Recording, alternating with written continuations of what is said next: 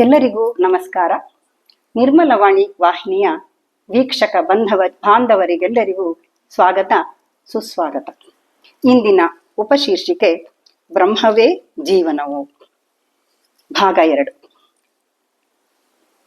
ಸತ್ಯವೆಂಬುದದೇನು ಬ್ರಹ್ಮಾಂಡ ತಾಂಡವದಿ, ಸತ್ಯವೆಂಬುದದೇನು ಬ್ರಹ್ಮಾಂಡ ತಾಂಡವದಿ, ನೃತ್ಯವೇ ಸತ್ಯವಲ ಕಡಲಲೆಯ ಬಾಳೋಳ್, ನೃತ್ಯವೇ ಸತ್ಯವಲ ಕಡಲಲೆಯ ಬಾಳೋಳ್. ಮಿಥ್ಯೆ ಎಂಬುದೇ ಮಿಥ್ಯೆ ಜೀವನಾಟಕ ಸತ್ಯ, ಮಿಥ್ಯೆ ಎಂಬುದೇ ಮಿಥ್ಯೆ ಜೀವನಾಟಕ ಸತ್ಯ. ಕೃತ್ಯವಿದು ಬೊಮ್ಮನದು ಮಂಕುತಿಮ್ಮ, ಕೃತ್ಯವಿದು ಬೊಮ್ಮನದು ಮಂಕುತಿಮ್ಮ, ಮಂಕುತಿಮ್ಮ. ಸತ್ಯವೆಂಬುದದೇನು ಬ್ರಹ್ಮಾಂಡ ತಾಂಡವದಿ, ನೃತ್ಯವೇ ಸತ್ಯವಲ ಕಡಲಲೆಯ ಬಾಳು. ಮಿಥ್ಯೆ ಎಂಬುದೇ ಮಿಥ್ಯೆ ಜೀವನಾಟಕ ಸತ್ಯ, ಕೃತ್ಯವಿದು ಬೊಮ್ಮನದು ಮಂಕುತಿಮ್ಮ, ಮಂಕುತಿಮ್ಮ. ಬ್ರಹ್ಮಾಂಡದಲ್ಲಿ ಪರಬ್ರಹ್ಮ ತಾಂಡವ ನೃತ್ಯವನ್ನು ಮಾಡುತ್ತಿದ್ದಾನೆ. ಸತ್ಯಾನ್ವೇಷಣೆಯಲ್ಲಿ ತೊಡಗಿದಾಗ ಸಂಸಾರವೆಂಬ ಸಾಗರದಲ್ಲಿ ನಿರಂತರವಾಗಿ ಸುಖ ದುಃಖಗಳೆಂಬ ಅಲೆಗಳು ಅಪ್ಪಳಿಸಿ ನರ್ತಿಸುತ್ತಿರುವುದು ಅನುಭವ ವೇದ್ಯವಾಗಿದೆ. ಎಲ್ಲರಿಗೂ ಗೊತ್ತು, ಈ ಸಂಸಾರ ಸಾಗರ ಅನ್ನೋದು ಅಷ್ಟೊಂದು ಸುಲಭ ಅಲ್ಲ. ಈ ಸಾಗರದಲ್ಲಿ ಸಿಲುಕಿ ನಾವೆಲ್ಲರೂ ಸಹ ಒಂದಲ್ಲ ಒಂದು ರೀತಿಯಿಂದ ಒಂದು ಸಂಕಟಗಳನ್ನ ಎದುರಿಸ್ತಾನೆ ಇರ್ತೀವಿ. ಇದರಿಂದ ಅಷ್ಟು ಸುಲಭವಾಗಿ ಬಿಡಿಸಿಕೊಳ್ಳಕ್ಕೆ ಸಾಧ್ಯ ಇಲ್ಲ. ಸುಖ ದುಃಖಗಳು ಸಾಗರದ ಅಲೆಗಳಂತೆ ನುಗ್ಗಿ ನುಗ್ಗಿ ಬರ್ತಾ ಇರತ್ತೆ ಈ ಭವಸಾಗರದಲ್ಲಿ. ಇದೊಂದು ರೀತಿಯ ಅಲೆಗಳ ನರ್ತನ, ಇದು ನಮಗೆ ಗೊತ್ತಾಗ್ಬಿಟ್ಟಿದೆ. ಜಗನ್ನಾಟಕ ಸೂತ್ರಧಾರನಾದ ಪರಬ್ರಹ್ಮ ತನ್ನ ಇಚ್ಛೆಯಂತೆ ಹಲವು ಜೀವರನ್ನ ಸೃಷ್ಟಿಸ್ತಾನೆ. ಅದನ್ನು ಸೃಷ್ಟಿಸಿ ಭವಸಾಗರದಲ್ಲಿ ಮುಳುಗಿಸಿ ಕರ್ಮಗಳನ್ನ ಮಾಡಿಸಿ ಸುಖ ದುಃಖಗಳು ಎಂಬ ಅಲೆಗಳಲ್ಲಿ ತೇಲುವಂತೆ ಮಾಡುತ್ತಾನೆ ಅನ್ನೋದು ಸರ್ವವೇದ್ಯ. ಜಗತ್ತು ಸತ್ಯವೆಂಬ ಅರಿವು ಮೂಡುತ್ತೆ. ಅಂತೆಯೇ ಸುಳ್ಳು ಸುಳ್ಳೇ ಹೊರತು ಎಂದಿಗೂ ಸತ್ಯವಾಗುವುದಿಲ್ಲ. ಸುಳ್ಳು ಸುಳ್ಳಾಗಿರತ್ತೆ ಹೊರತು ಅದನ್ನ ಸತ್ಯ ಅಂತ ನಾವು ಯಾವತ್ತಿಗೂ ಹೇಳಕ್ಕೆ ಸಾಧ್ಯನೇ ಇಲ್ಲ. ಹೀಗೆ ಜೀವ ನಾಟಕ ಸತ್ಯ.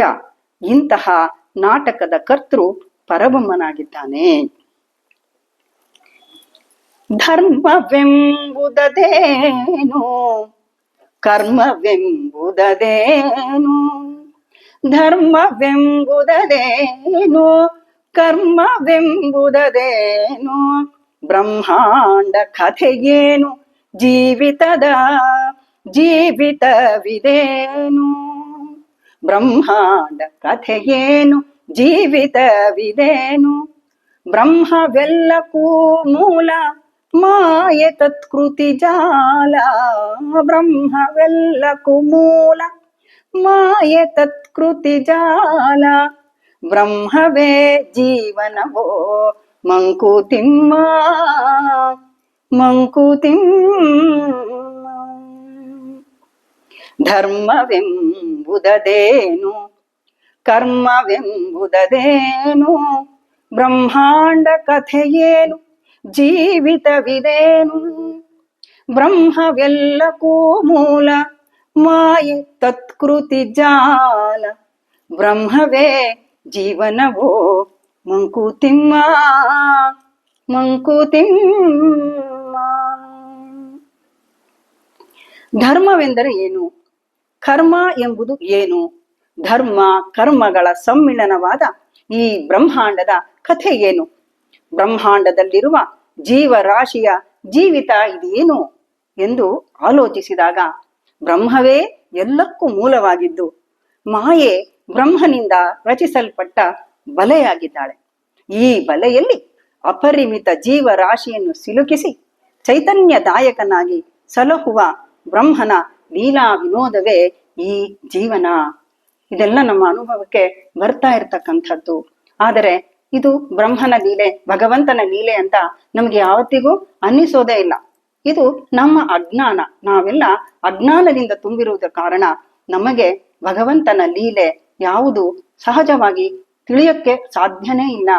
ಆದರೆ ಸ್ವಲ್ಪ ಸ್ವಲ್ಪ ಭಗವಂತ ತಿಳಿಸ್ಕೊಡ್ತಾನೆ ಇರ್ತಾನೆ. ನೇರವಾಗಿ ಎಲ್ಲವೂ ಗೊತ್ತಾಗುವಂತೆ ಕಂಡರೂ ಸಹ, ಅದರ ಅನುಭವ ನಮಗೆ ಆದರೂ ಸಹ ನಾವು ಏನೂ ತಿಳಿಯದಂತೆ ಇರ್ತೇವೆ. ಇದಕ್ಕೆಲ್ಲ ಮೂಲ ಕಾರಣ ನಮ್ಮ ಅಜ್ಞಾನ. ಇಂದಿಗೆ ಈ ಸಂಚಿಕೆ ಮುಕ್ತಾಯವಾಯಿತು. ಮುಂದಿನ ಸಂಚಿಕೆಯಲ್ಲಿ ಮತ್ತೆ ಭೇಟಿಯಾಗೋಣ. ನಮಸ್ಕಾರ.